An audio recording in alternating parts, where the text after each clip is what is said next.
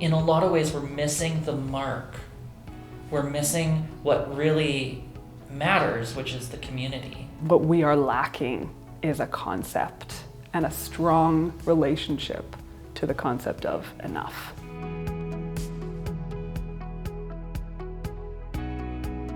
No matter what we do in the future, it's not going to erase the past. At what point did money and power become more valuable than human life?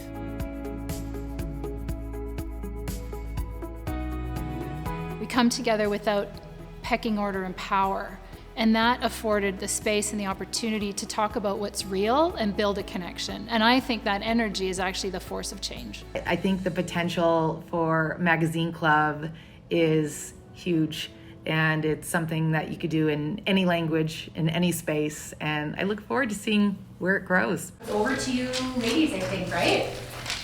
I'm making a move. Study long, study wrong. Ain't nothing gonna happen on its own. I'm making a move. Don't need no hickeys for this song. I got joy all through my soul. I'm making a move. Get up, get out. Mr. Sun is shining on me. I'm making a move. Got my lucky charms, time to move along. Yeah, I'm making a move.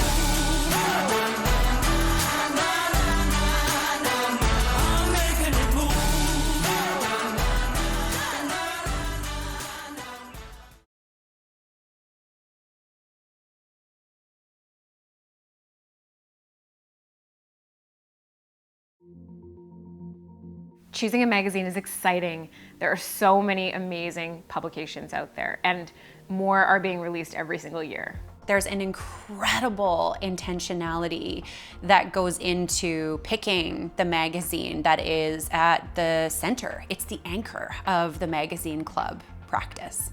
Specifically for the pilot, our criteria was exceptional, independent journalism, Canadian content, and partnering with a magazine that puts an incredible amount of emphasis and highlights and amplifies voices of traditionally marginalized individuals. That element is incredibly important for us. It really was no surprise with our criteria that The Walrus, Canada's Conversation, was #1 on our list of magazines that we wanted to partner with. From our initial email, The Walrus was so excited and so receptive of the vision of the magazine club and immediately wanted to play a bigger role in the docuseries. I think what's really powerful about a magazine in its print format is that you can hold onto it and stuff it in your bag and pull it out, whether you're at a park or on a train. And you could even pick it up 5 years later at someone's cottage, blow off the dust because of the evergreen nature of the content. The magazine in its traditional form, it's very accessible. Not everyone has time for a book, and a lot of people want to take their phones and throw them in the lake. And I think there will always be a place for magazines, just like there's still a place for vinyl.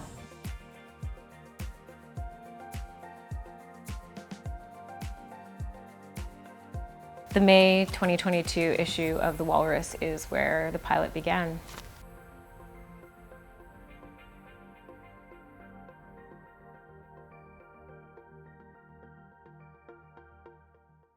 Over to you ladies, I think, right? The first article that the women discussed in the magazine club practice is called Childcare for All, and it's by a journalist named Sadia Ansari. And ultimately, this article is about shedding light on Germany's daycare revolution and helping Canada understand what it is that we can learn from that revolution. When you hear that word, Raven Mother, what do you think? Did anyone else feel like some secondhand shame from that? And guilt, because actually I have a colleague who recently had a baby. When she was pregnant, she told me that she was planning to go back after 3 months. And my initial instinct was like, excuse me? That is way too early. Luckily, I caught myself and I said no such thing, because no one deserves that judgment or needs that judgment. She was making the choice that felt right for her. When you say that, it makes me wonder, because I have the same external judgments that'll come up, and then I'll pause, and then I'm just going, so where did that message come from? Where, because I don't recall seeing a billboard or or hearing it, but if it's a common experience, it's coming from somewhere so loud, because my internal judgment voices can be so loud, and I'm going, so where does that come from? Just kind of circling back to your question about Raven Mother, when I first came across it, I think about how intelligent ravens are. And I don't know why my mind started to go in that route. They're one of the most intelligent animals. And so I think it just touches on that gray area and how not everything can be blanketed to mean one thing or the other. And that was sort of a theme that kept coming up for me as I was reading this, as they contrasted the Canadian and the German systems and the cultural nuances that they were steeped in that informed what they ended up doing for policy. The village helped raise me. So I went to my grandmother's before school, after school if they couldn't. I went to an aunt's or an uncle's. I never went to daycare. And so it's just kind of this concept of at what point did we move away from it takes a village and a community and coming together to raise children versus this very individualistic, every person for themselves, go figure it out.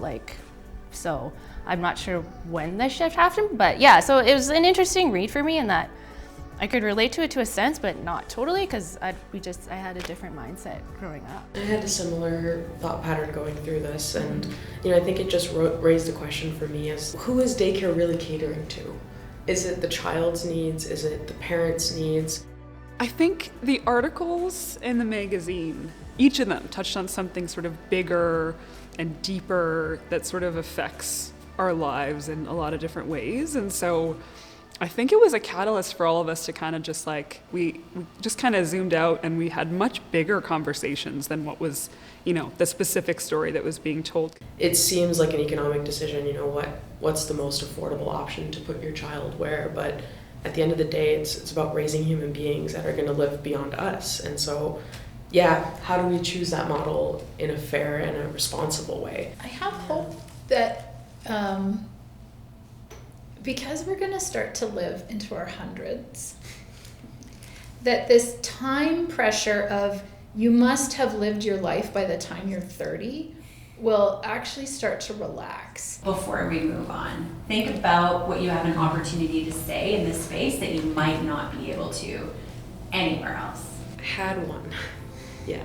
I think it's very interesting that this article put a lot of focus on mothers and not a lot on fathers. Yeah. And I think about that definition of a nuclear family or even a community-based family and the role that the men have in supporting not only their families but the women and their children. And it was more of a point of curiosity. It raised a point of question for me that, what is the role of a man in supporting a family and supporting a woman and supporting their child, and how does that intersect with what's considered the best or most responsible model for childcare in Canada? Yeah, literally just as we were chatting there, the thought was just it's really hard being a woman. It's just it's really hard. There's so much pressure. What is right? What is wrong? There's so many opinions, so many voices, and how do you truly, find what's truly right for you, right for your family, and kind of blocking out some of that noise and really trying to figure that out, but it's hard. The other thing that comes to mind when you say that, I saw a tweet a couple months ago, and you really need to spend less time on Twitter, but it was a woman saying, I would recommend parenthood to anyone. Motherhood, not so much. It is so much more pressure, I feel like, to wear that motherhood label. It's wild. The magazine content was a catalyst that ignited a few things. One, it was the opportunity to talk about ideas, which is the start of change. Two, the ability to connect with other humans in a place that I don't normally have those conversations day to day, so it was very unique. And through that, the content was actually the entry point into the learning. Without that content, I don't think we would have gotten to the place we did. So thinking about motherhood and myself being someone who can't have biological children, but is the child of a single parent. And I'm thinking about the societal accommodations that would have made her life so much more simple, so much more tenable. She came out of it with a lot of trauma and a lot of difficulty that she spent decades unpacking. In a lot of ways, we're missing the mark. We're missing what really matters, which is the community. The magazine content was a catalyst for a conversation, lots of conversations that I think aren't happening on a very regular basis. Being able to connect with strangers was just a really nice feeling. Which one are we doing next? The mine. The mine. Okay. Someone else. Ooh, this one's f***ing heavy. I drew a lot of sad faces in the margins. It's a good feeling to just be, I guess, and not, have a particular outcome in mind. I'm also currently a student, so I think that's just also a conditioning of academia, is that you're meant to like rigorously analyze and output something, and there's there's a beauty in just kind of creatively expressing in the way that we are. The second article that the women in the magazine club pilot read was called Giant Mind's Toxic Legacy by Eva Holland, and this one is about how Canada needs to apologize for poisoning an entire Indigenous community. In this article, Giant Mind's Toxic Legacy by Eva Holland, they discuss this practice in Giant that basically resulted in devastating ecological damage and had implications on the community there, largely Indigenous community, and the type of poisoning that remained. And as I was reading it, I just felt a lot of sadness, a lot of like upset, being in their, like trying to empathize with their position of being in that oppressed state and just not really having a lot of control, unfortunately. That results were devastating to their health, to their community, to their sense of purpose, and just feeling that sensation of boiling or anger show up for myself. Yeah, it was a really heavy one. A really, really heavy one. For me, it was like, it just felt like this microcosm of everything that is wrong right now in Canada. But what was, for me, boiling, like this rage I felt the whole time I read it, was a lot, because it's like, how much of this have we actually moved out of and past, truly? That resonates really strongly with me. I was reading it going, oh yeah, how many people are gonna read this and think, oh well, good thing that's in the past and they're working on an apology.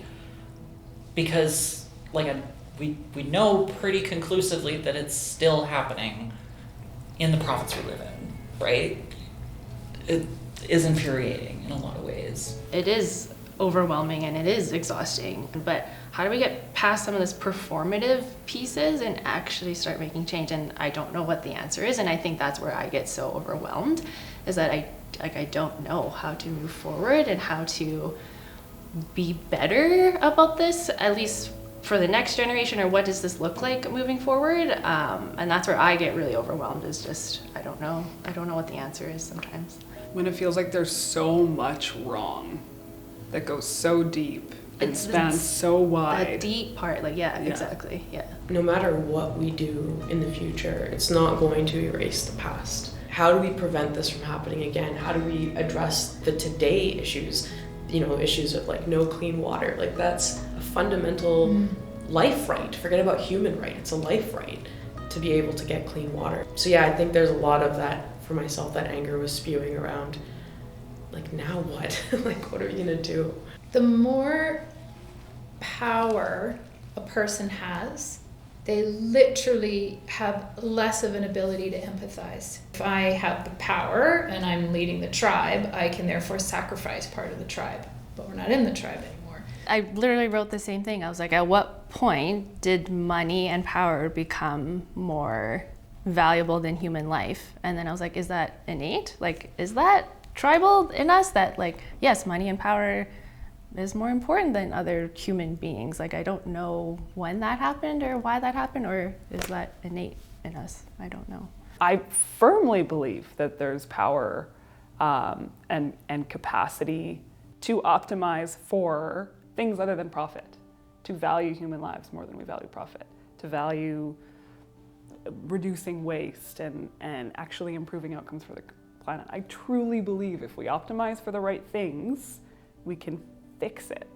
But then you read a story like this and you look again closely at where we are today, and I really start to question my convictions about the future of our economy and where we're heading. I feel challenged now because, like, as I get older, I know so much less. Like, so what do I believe in? Because when I double click on stuff, the story behind the story, like, I'm a proud Canadian, flag on my backpack.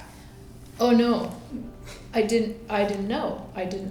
So it's really identity questioning for me. If you follow the thread all the way back, is there anything that's pure? I got meta. Yeah. Yeah, I got meta. Lost in the meta, it's so good. Maybe that's where the change comes from, is actually feeling it and not just reading it. And sitting with it. And mobilizing it in the individual life, because that's what ripples out, right? Like, there's no way to, us as individuals directly change or impact or influence this particular story, but when we're able to be empowered and mobilize that sensational feeling that's stirring in us into little interactions, if everybody did that, right? If we can be proud of national accomplishments not of our making, so too must we accept shame for national misdeeds not of our making. I think the reason that struck me is because so often if I'm talking to people about the issues of reconciliation and our really, really tragic history in Canada, people who want to move on, like we're talking about, move on, move forward, those same people I find also want to make claims that overall everyone in Canada, everyone on this land is better off because of colonization. And so that is a truth that you have to zero in on and say, do you truly believe that to be true? And they don't want to wear it. They don't want to wear the Canadian shame along with their Canadian pride. You can't pick one or the other. I think you have to wear it all and find a way to square that with your identity, and decide what you're going to do in your own life to try and change it and try and move forward. I lived in northern Alberta when the 2016 forest fires happened, and I remember obviously it was very devastating going back and just seeing nothing but ashy, dark sticks sticking out of the ground. And it wasn't until 2-3 years later, going back to visit some friends, that there's this new luscious green layer that's growing, and it sits there in contrast with the stark, dark emptiness of the fire. It's a true portrait of what happened. There was a fire and it destroyed, and it's dark and it's ugly, but then there's new life and there's green and there's beauty. And I think you can't have either or, even in this situation where you dismiss the burn and the legacy and the hurt of the past while not recognizing that there is room for growth and there's room for beauty. And how can they sit and exist at the same time and work with each other? That's beautiful. That's really beautiful. That's what's really cool about community. It can be big or small. It can be IRL or just through the phone. We're all looking for people to say, me too, or actually, I don't agree with you, but tell me more. And that's what makes us people, right? Is that desire to connect with others. The Magazine Club offers a space to come together to talk about ideas and be an authentic self. We come together without titles, we come together without our histories, we come together without pecking order and power. And that afforded the space and the opportunity to talk about what's real and build a connection. And I think that energy is actually the force of change. Without this particular story in a curriculum, I would argue, we could never properly design government regulation, the future of capitalism, what our values are. Like storytelling is how we learn and decide those things. Like choosing to omit certain things does shape how the world is gonna move on. I think it's the same thing as having a sexism-free workplace is putting women in charge.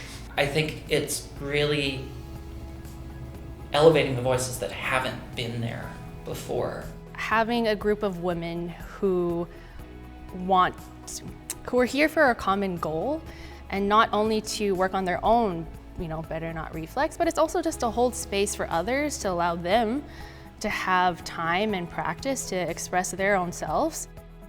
I was catching up with a friend of mine last summer, and he is a high school teacher. So I was asking him about high school and just the impact on students in COVID, but also misinformation and disinformation. And my friend Mark teaches history and civics. And he told me that someone who's doing their master's in education reached out to him, and she had a leading question about critical thinking, on the importance of critical thinking.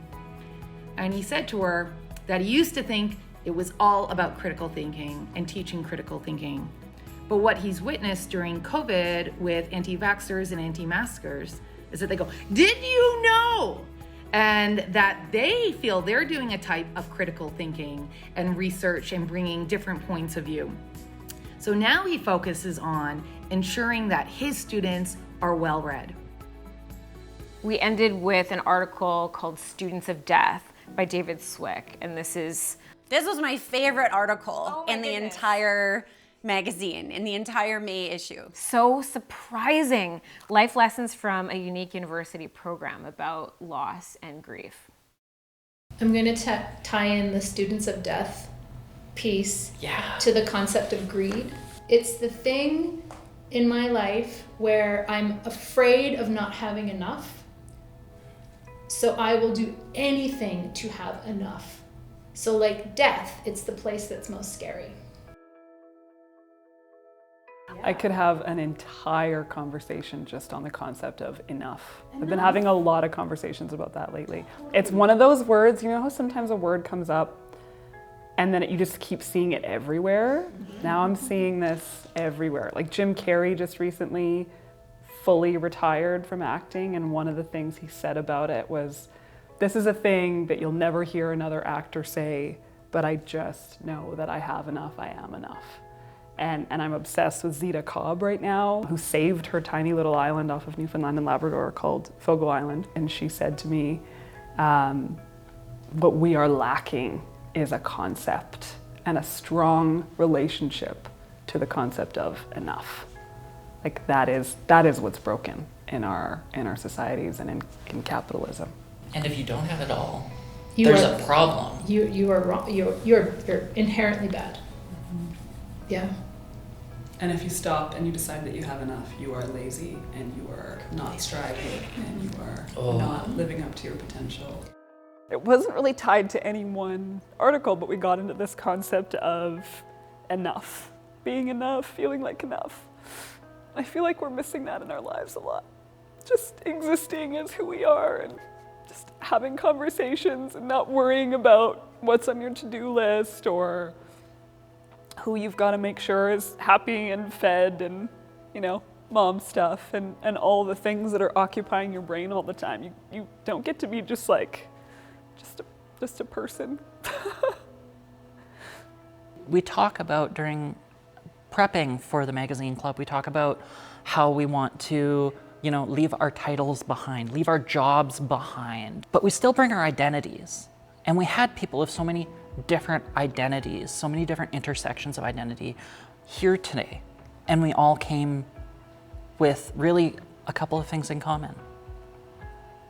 We're all women and we're all here to express ourselves. And that's the gift that the magazine club has given me today. So I'm about to go on a sabbatical, which goes against the achievement junkie way I have lived my entire life. I have been climbing the ladder and I got to the top and I realized it's against the wrong wall. And the power and just the enough part, goodness, I have enough is to go. So where to from here? At my 50, where to from here?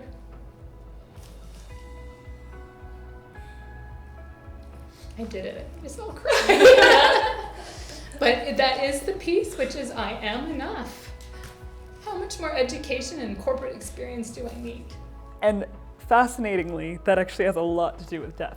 Because I think that's partly why death is so terrifying, right? Is it's like this acknowledgement that one day it all stops. And in that moment, how do you feel about what you've spent your days doing? Yes, because you are valued. I would like to encourage women to come together and connect in this level much sooner than I ever did. And I believe that learning is something that would have made this phase of my life go easier, because it was the conversations in my community that I didn't have earlier on. And as I go through this phase of life, it's really hard to do that all by yourself. I've recently started my therapy journey, and so she was like, what do you want to talk about? I was like, I don't feel enough about 99% of the time, and I don't know why. Like, I want to get out of my head, and I just want, like we talked about, I just want to be. Like, I want to be happy. I have more than enough in literally every aspect of my life. So how do I get to this place where, like, I can just be? When I was 21, I was diagnosed with ulcerative colitis, as well as a liver disease called primary sclerosing cholangitis. It comes with a tripled chance of colorectal cancer, a 30% increase chance of all other cancers. I remember being a 21-year-old kid living in a bachelor suite, reading an article, reading Wikipedia on my liver disease, and reading the expected lifespan after diagnosis is 20 years. Now, it's been 13 years. And I suspect it'll be more than, 10 more. However, at 21, I spent a full year mourning the fact that I was probably going to be dead by 50. I moved into adulthood with the assumption that I had an expiration date, and that expiration date was 40 years before everybody else I knew. I have to say, I don't know if this is just because I had a really great high school English teacher, but it felt like high school English class to me. That is the highest compliment, because that is a time in my life when I felt like I found my voice. I don't know about my relationship with death, but I've really come to grips with my relationship with tomorrow and procrastinating. It's amazing how much I was procrastinating. If you knew the day that you were no longer on this earth, what would you do differently? And what gift does that give you? Or is it pure terror? I think it's very interesting that we entertain death as almost like an opinion. And there's this part here in the article that says, the point is not to replace the fear of death with an obsession with death. It's to accept death as a basic fact. But I think about like my grandmothers, who are both still living, thankfully, and I think about their lasting rippled out legacy of their life, and that their life will live on beyond their necessary bodily expiration, and that impact that's felt. And I wonder why. Why is it that we think death is the end? And I think what's really juicy about this article is my favorite one out of the three, was because I think as much as it focused on death, it pulled me to think more about life. The best writers and the best speakers are reading all the time. And I think by reading different opinions and news articles, as well as literature, it helps you figure out what you think and your own opinion on things. So it's like anything, you have to make sure you have a healthy diet. Currently in my life, I'd say it's not so much that I'm like stuck, but there's a bit of a stagnation, and I can feel like I'm on the cusp of something new, like the page is turning to a new chapter. And the best way I can describe what the Magazine Club pilot today felt like was almost like grease in my system to just kind of help it go and flow. And I found myself sitting with like some really deep thoughts and things that I was grappling with and I didn't even get to complete in the middle of the pilot. So I'm walking away with a lot of those continuing ideas and continuing thoughts that I think will continue to move my system along inside, which is something I need right now. What I actually fear more is not my own death, but the death of those around me. I've also found it's been an interesting experience. So growing up, I was not religious, like we weren't overly religious, and growing up I was like, hopefully something happens after it, but maybe not, I have no idea. But now that I'm married to a Hindu who believes in reincarnation and, a different set of beliefs, and it's just made me really question, I'm like, what does happen? Like, what do I believe in? You said, like, it's messy, and I feel like that applies to all three of the articles that we've been talking about. Is like, we're so used to talking about these things as though they can be easily summarized, and there's so much beauty to be found in the mess. Ooh, I think good way to wrap. Mm-hmm. Fabulous way to wrap. Well done. Well done. That was amazing. In a lot of ways, I'm a new inductee into womanhood. Coming out as trans in my 20s, I haven't had a lot of experiences or opportunities to exist in a space where my womanhood is just tacitly accepted. On the other side of your expression, you can be safe. You're not being chased down by that tiger. You're not going to be rejected. In fact, in the Magazine Club, you find yourself in a space where you're celebrated, you're encouraged, you're valued, you're respected. This experience gifted to me what I would describe as whole body learning, from a little bit of anxiety to saying what I really feel, all the way through the heart connection to connecting with other humans, all the way to my head, which is thinking about and talking about ideas which are so important. The gift for me tonight was finding my voice a little bit. That was part of my expression intention coming into this, was just to trust my body and trust my voice. For whatever reason, sometimes I don't trust those two things. So just being able to trust that I have a voice, that it's important, and then I have something to say. The Magazine Club allows us to come together in person on equal footing in the spirit of learning and growth, and with the intention of connecting with other people. And that's so rare, because so frequently we're talking to be right. And today, there was a little bit of talking to be right. For the most part, our conversation was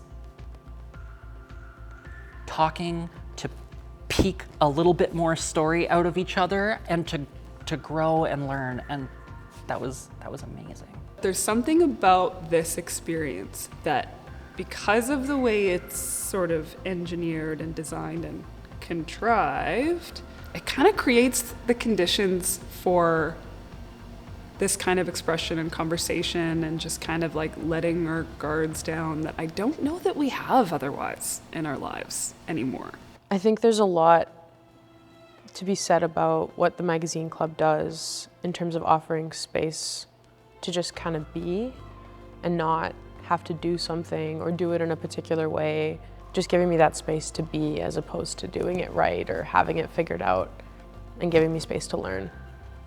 Are you gonna look at a magazine the same, ever?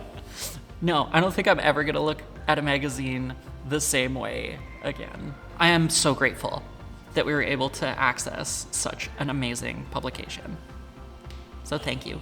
I love the concept behind Magazine Club. I think the potential for Magazine Club is huge, and it's something that you could do in any language, in any space, and I look forward to seeing where it grows.